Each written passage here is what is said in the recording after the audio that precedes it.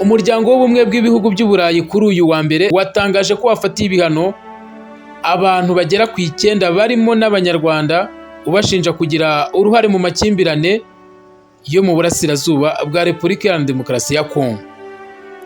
Nyuma y'uko dukomeza nagusaba kubanza ugakora subscribe kugira ngo nyaboneka izindi nkuru turi bugende dukomerezaho zitaza kuza kugucika, kubera yuko niho honyine uri buze kuba usanga ibindi biri buze kuba bikurikiye iri tangazo.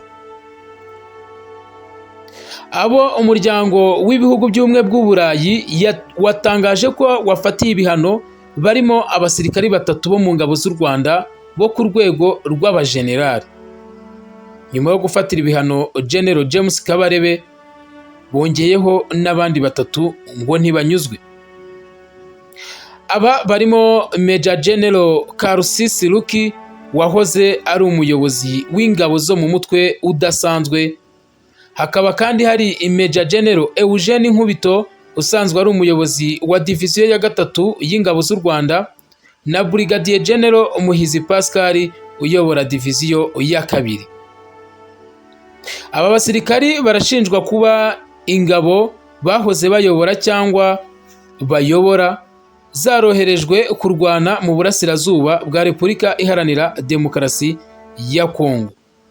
Ibyo EU ivuga ko hari ukuvogera ubusigire bw'ubutaka bwa Repubulika Iharanira Demokarasi ya Kongo ndetse no guteza amakimbirane hitwaje intwaro n'umutekano muke uvugwa muri aka karere.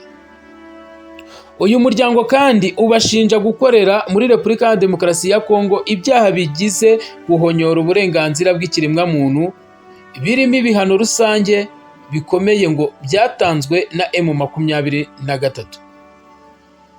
Usibye ba General Luki, Nkubito na Muhizi, abandi banyarwanda bafatiye ibihano n'aka kanama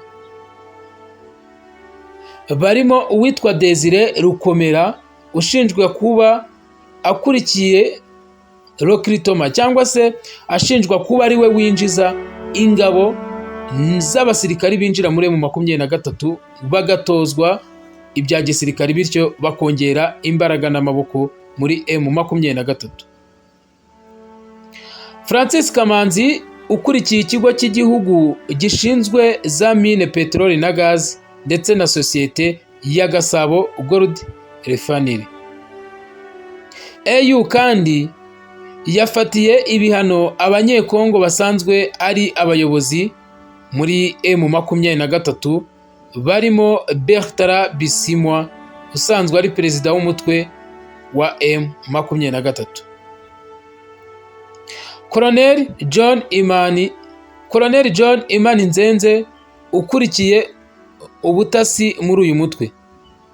Uyu Colonel John Imani Nzenze ashinzwe ubutasi muri uyu mutwe.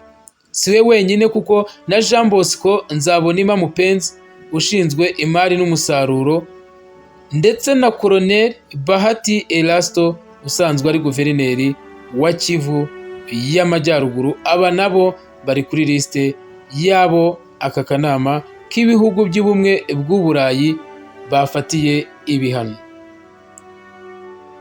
M23 yatumiwe i Rwanda mu kujya kureba uko batanga ibitekerezo byabo ndetse n'icyo bifuza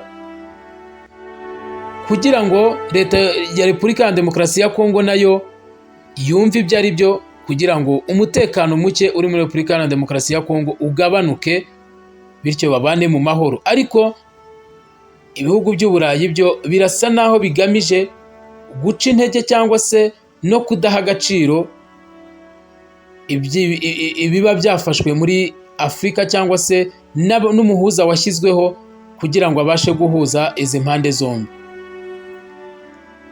Nyuma y'uko Canada, Ababiligi, Abongereza ndetse n'Abadage bakomeje kugenda bafatira leta y'u Rwanda ibihano, ntago bari kunyurwa, bari kugeraho bakagenda bafatira n'ibihano buri umwe. Ariko mu by'ukuri nyakubahwa Perezida wa Repubulika waherutse kuvuga yuko atangazwa no kubona isi yose yicara ikavuga ku gihugu kingana n'u Rwanda kidafite ubushobozi nk'ubwabo, ndetse igihugu gitoya cyavuye